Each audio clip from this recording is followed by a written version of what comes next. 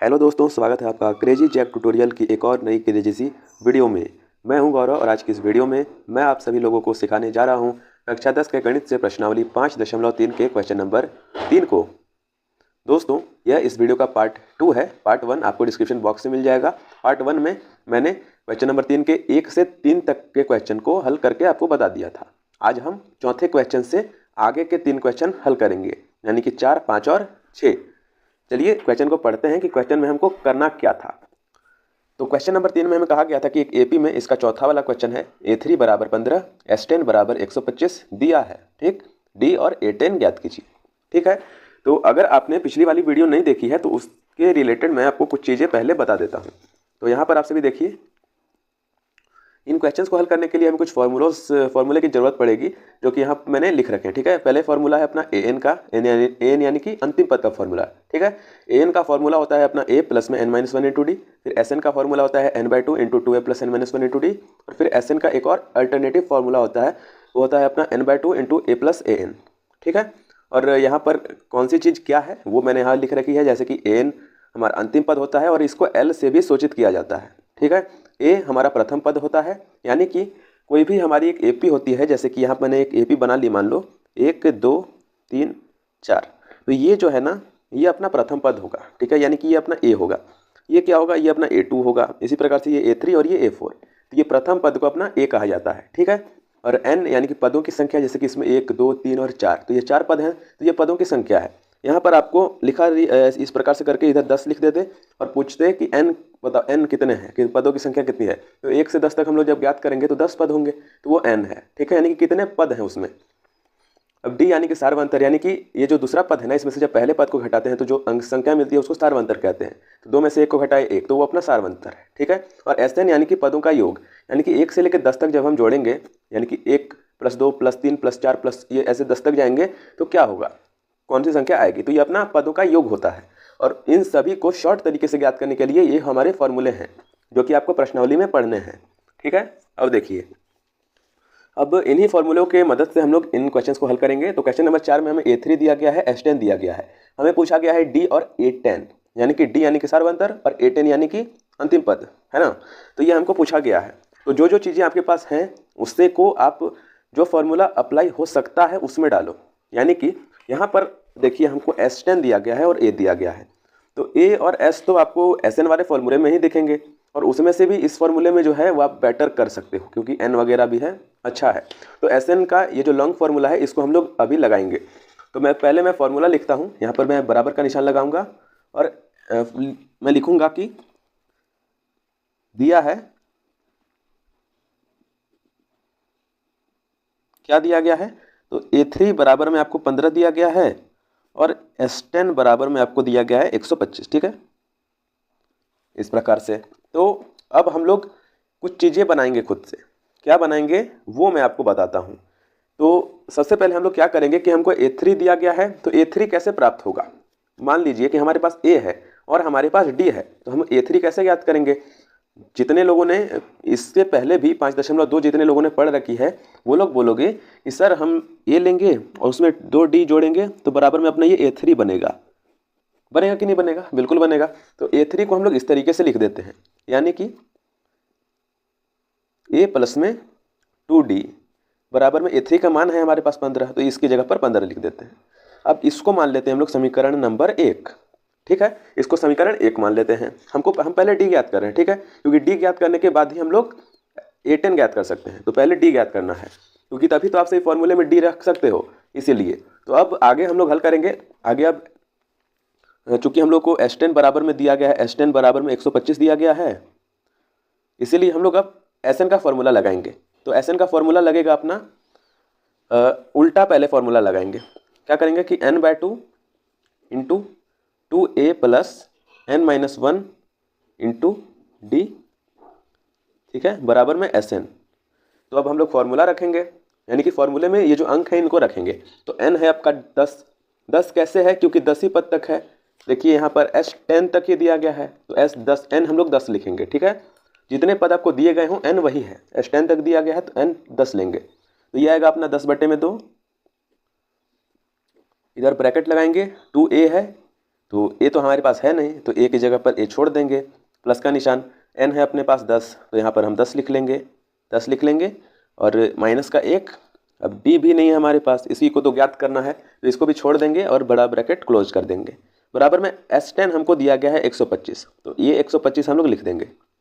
ठीक, अब इसको काट देंगे, 2 पंजे 10 होता है, तो ये आ जाएगा आपका 5 बड़ा ब्रैकेट 2a प्लस 10 में से 1 गया 9 और डी, 9 और डी, क्योंकि ये ब्रैकेट हटा और फिर इसमें से गुना हुआ, ब्रैकेट बंद और बराबर में 125। ठीक है, पेज को थोड़ा सा और ऊपर कर देता हूँ। अब देखिए यहाँ पर अब ब्रैकेट को हम लोग हटा देंगे, तो ये क्या आएगा अपना, ये आएगा अपना 2a पहले आ जाएगा, ठीक है, प्लस में 9d आएगा, और ये जो 5 है ना, इसके साथ इधर ये गुने में, ब्रैकेट मतलब गुना होता है, ठीक है, और इसको जब हम लोग बराबर के उधर भेजेंगे, क्योंकि इसको तो हटाना है ना, अब इसको कैसे लिखेंगे, क्योंकि हमको विलोपन विधि का भी हम लोग उपयोग करेंगे, जो आपने प्रश्नावली 3 में पढ़ी है। उसमें हम लोग क्या करते थे कि 2 समीकरण बना के आपस में उसको घटा देते थे, तो जो चीज़ चाहिए होती थी वो मिल जाती थी। तो सेम हम लोग वैसे ही डी ज्ञात करेंगे, तो बराबर का निशान लगाएंगे और 125 इधर आएगा, और गुने से कोई भी संख्या दूसरे साइड जाती है तो भाग में जाती है, तो 25 25 125 हो जाता है, यानी कि 25 बार में कट गया। तो फाइनली हमारा आया 2a प्लस में 9d बराबर में 25। इसको मानेंगे हम लोग समीकरण नंबर 2। अब यहाँ पर हम लोग एक लाइन लिखेंगे कि समीकरण 1 व समीकरण 2 से हम लोग क्या करेंगे कि समीकरण 1 को पहले लिखेंगे, फिर समीकरण 2 को लिखेंगे और उन दोनों को घटा देंगे। ठीक है, आइए, पर यहाँ पर हमारे पास एक और दिक्कत है, यहाँ पर मैं आपको बताता हूँ। तो देखिए यहाँ पर हमारा समीकरण 1 क्या था कि a प्लस में 2d बराबर में 15 था कि नहीं था, बिल्कुल था। और हमारा दूसरा समीकरण क्या है, ये है अपना 2a प्लस 9d बराबर में 25। तो ऊपर वाले समीकरण से नीचे वाले समीकरण को जब हम लोग घटाते हैं तो 2 कॉमन आने चाहिए, ताकि उन दोनों को हम लोग काट सकें, पर यहाँ पर अपना 2 नहीं है, 2a रहता तभी तो 2a से 2a को हम लोग हटा सकते थे और इसको तो अपना कर लेते। ठीक, तो ये नहीं है, इसीलिए अब हम लोग क्या करेंगे कि समीकरण जो अपना 1 है ना, उसको 2 से गुना कर देंगे। क्या करेंगे कि समीकरण 1 को 2 से गुना करेंगे, तो समीकरण 1 को 2 से गुणा करने पर तो ये समीकरण 2 था क्या अपना, ये था अपना a प्लस में 2d बराबर में 15। अब इसको हम लोग 2 से गुना कर देंगे। ठीक है, तो ये अपना बराबर आ जाएगा, अपना 2 को a से गुना किया 2a प्लस का निशान, 2 दूनी 4d बराबर में 15 दूनी 30।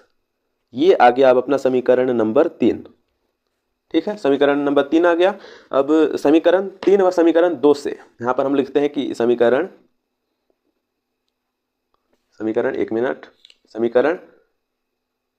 3 व समीकरण 2 से, समीकरण 3 व समीकरण 2 से क्या हम लोग करेंगे, अगले वाले पेज पर करते हैं, या फिर हम लोग इसको यहाँ पर आगे हल कर सकते हैं। ठीक, तो समीकरण 3 आप सभी का ये रहा, 2a प्लस में 4d बराबर में 30, 2a plus 4d equal to 30।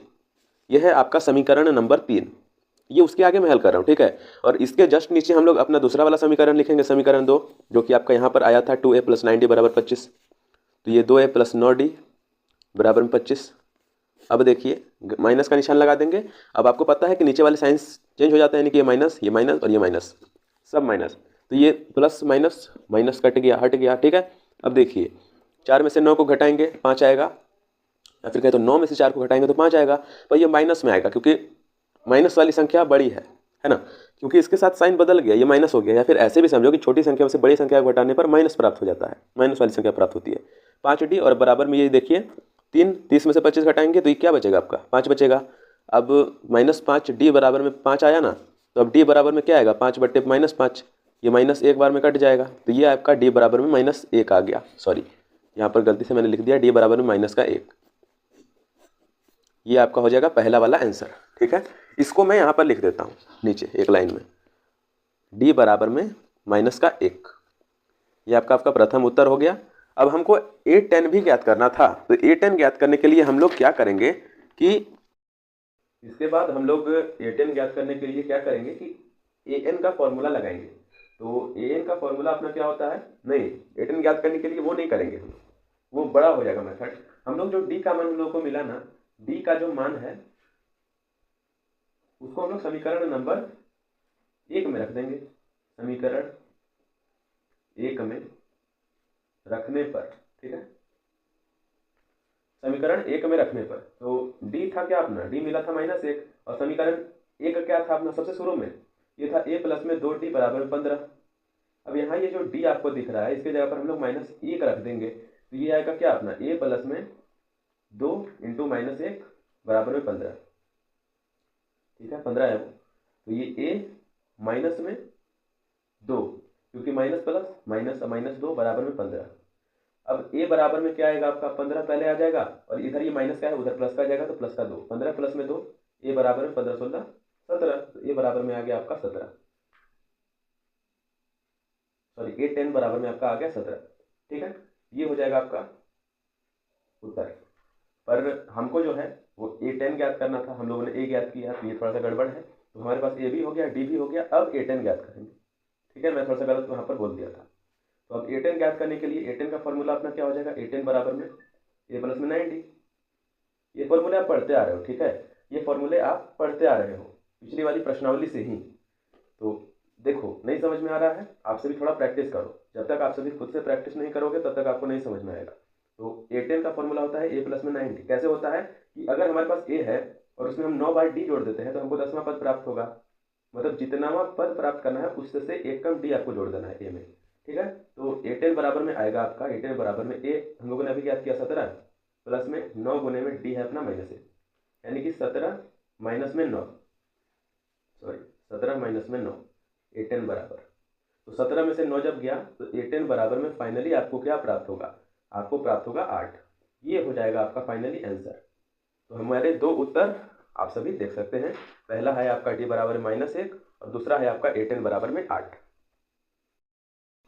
तो दोस्तों ये वाली वीडियो बहुत ही ज़्यादा बड़ी बन रही थी, इसीलिए अब इससे जो अगला वाला क्वेश्चन है यानी कि 5वां क्वेश्चन है उसको हम अगले वाले वीडियो में करेंगे।